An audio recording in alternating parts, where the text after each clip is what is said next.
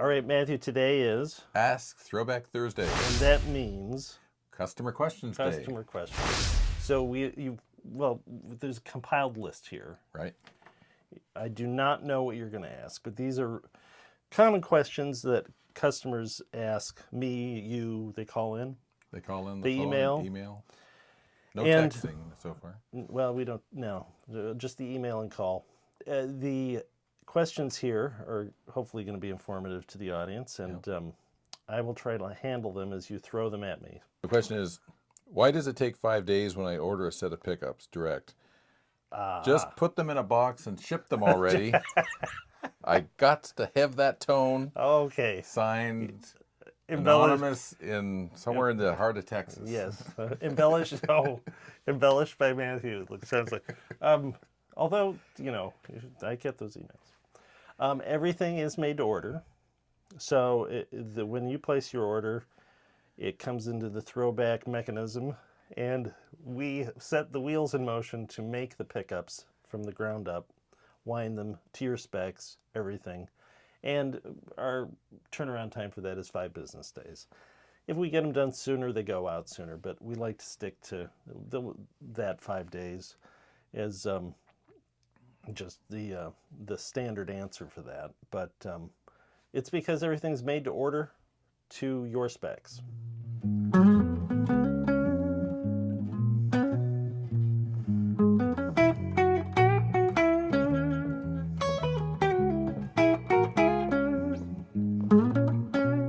All right, Matthew, that's one question. Do we have another? We've got many more questions. Many more. Okay. Okay, I am going to ask, this is a question about throwback guitar effect pedals. Okay. Can I change? People may not know that we started as a throwback effect pedal company. That was the first The product. pickups, Came later. kind of came a bit later, but go on. Can I change the transistors in my throwback pedal? Okay, so there are 3 models of throwback pedals that have socketed transistors, and they're socketed because, which means that they're pressed in, but that allows me to audition specific transistors for that specific pedal, get the right combination. And so the answer is they can be switched, but I don't recommend it because I've gone through, pains to make sure that what's in there is the best choice. But people can do that, but it does void the warranty. They should know too that if it's a Stonebender or Fuzz Haze, those are PNP germanium transistors, and with the Strange Master, that was a little ding. With the Strange Master, Hot Pockets are ready. with the Strange Master, the current version, which has been out there for years, is an NPN transistor. If you have a very early one, you might have a PNP version. But anyway, I recommend not changing them. They're in there for a reason. I listened to each one of them, and what's in there is what I chose that sounded best for that pedal. And you listen to them just before they go out. Yeah, I put the transistors in right before they go out. Yeah. So you're testing each one of them. Yep, testing each one.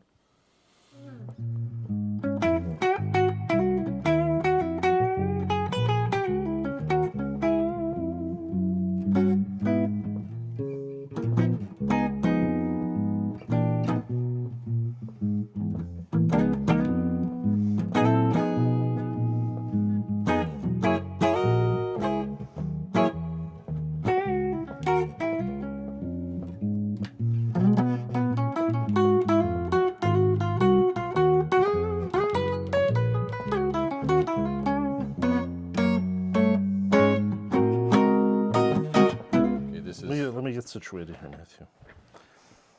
A small break in the action. Okay, This is question number 3. question number 3. And it's in the general category. I'm a hobbyist pickup maker. Can I buy throwback pickup parts? All right, okay. No. But there are exceptions, but the general answer is no. I do get this question. We do make all of our own parts. We've got the base plates, tooling, and bobbins molded with butyrate. Our magnets are custom cast for us. But some of the parts are available. They include magnets, and they're on the website. Magnets, Alnico magnets for P90s and PAF style pickups. PAF pickups, PAF pickup covers, P90 pickup covers. Those are available. And I have a few parts that I have available that would be kind of fall into the maker category. That would be P90 bobbins and P90 vintage style base plates. And the reason those are on there is I do have pickup makers that have asked me for those parts for restoration, because I think I'm the only guy making them. So I have them on the website priced for restorations of vintage pickups. But other than those parts, I don't offer them for sale to pickup makers. Those parts are really just made for the general public and for pickup makers that need to restore a vintage pickup. But things like screws and base plates and stuff like that for PAF style pickups, I don't offer those for sale. Those are throwback proprietary parts. So, Please. One thought I just had, since you started offering Strat style, Fender style pickups, would you sell the Strat covers? Actually, I've had that question. I don't know if I'm going to do that yet. Okay.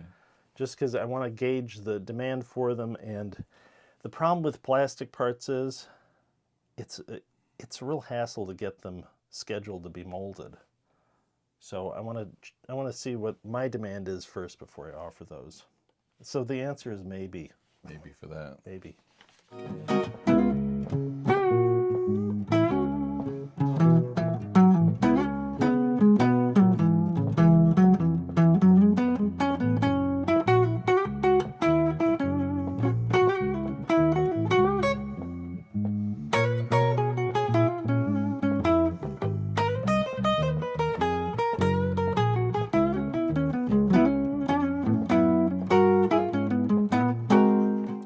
We'll do one more general one. Do you wax pot your pickups? Do I wax pot the pickups?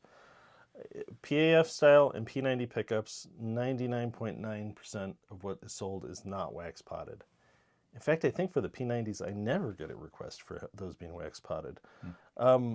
Periodically, I will get requests for PAF style pickups to be wax potted, and I'm happy to do it free of charge. If someone wants that, they just type it into the special instructions box for that model of pickup.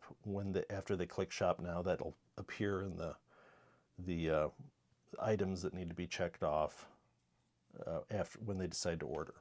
So the answer is if people want it, I'll do it. I personally prefer not having them wax potted. For Stratocaster and Telecaster style pickups, those are wax potted just because that's the vintage spec for them. Although we do it a very specific way that's a little bit of a trade secret. I don't know if it's trade secret, but people who know how vintage stuff was done use this method because it does kind of preserve the tone of the pickup. So, but we do wax pot Fender style pickups. Now you mentioned Telecaster pickups, so those aren't on the website. So... No, those will be on soon. Okay. Yeah, working that out. I have the specs for the bridge pickups done, but I need to finish the assembly tooling for the neck pickups. Okay. So that will be coming shortly.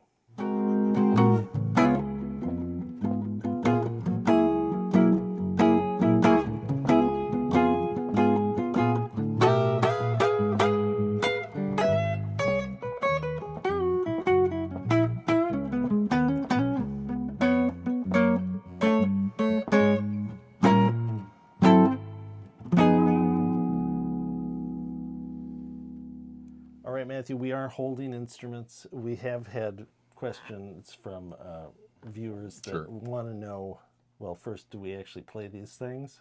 So we did that. But also, we might as well tell them about what we're playing. Sure. So you have a beautiful bass there. It appears to be a It's a G&L. See the headstock on it? G&L SB1. It's from the early 90s. It's got the. Do they all? Do they still have the 3 screws? No. No. Some people, I think Leo Fenders thought that was the best design. Yeah, because it's got a little adjustment screw there, Has right? that little micro tilt. Yeah. And some people like them. That Gooch guy in Toronto, he does videos on setting up. He swears that this is the best type of design. But I think they stopped using it, I don't know when, but anything from the early to mid 90s, it still has that on it. Cool. It's a great looking bass. It's a nice Sounds bass. good too. It says they're, You said these are fairly powerful, yes? oh yeah, they're very powerful pickups. They're magnet MFD pickups. I guess it's a ceramic magnet in there. It's a powerful magnet. Oh, very nice. Well, you want to hear about my guitar? Yes, Matthew? let's hear yours. This is a 1968 ES 335 that I purchased that didn't have conveniently did not have the pickups in it. Oh, that's the way to get them. And especially when you make pickups. So these are throwback pre-T301 pickups, and are M69 mounting rings. And someone had also done the favor of putting a stop tail bridge tailpiece on this, which kind of drops the value, but it's kind of what people want. So these are kind of this. I think these are kind of the sleeper vintage guitar to get if you want to be able to play it and not have to pay more than you might pay for like a historic. Because I think that's probably about what I paid. I think I paid less for what a historic goes for because it didn't have the pickups. But these have the narrow nut also, and they're less desirable, but I find it totally fine. So I learned on a J45 that had a narrow nut like that. So it seems fine to me. I highly recommend them. All right, Matthew, that's the first installment of Ask Throwback Thursday. Yes, Ask Throwback Thursdays. And we get a lot of questions, so we'll do this until we run out of them. But I think that'll be quite a while. A lot of questions. So anyway, if you like the show, please click like, thumbs up. Suggestions for future shows or any questions you've got that we can include on future Ask Throwback Thursdays, let us know those. And once again, thanks for letting Throwback be part of your search for great guitar tone.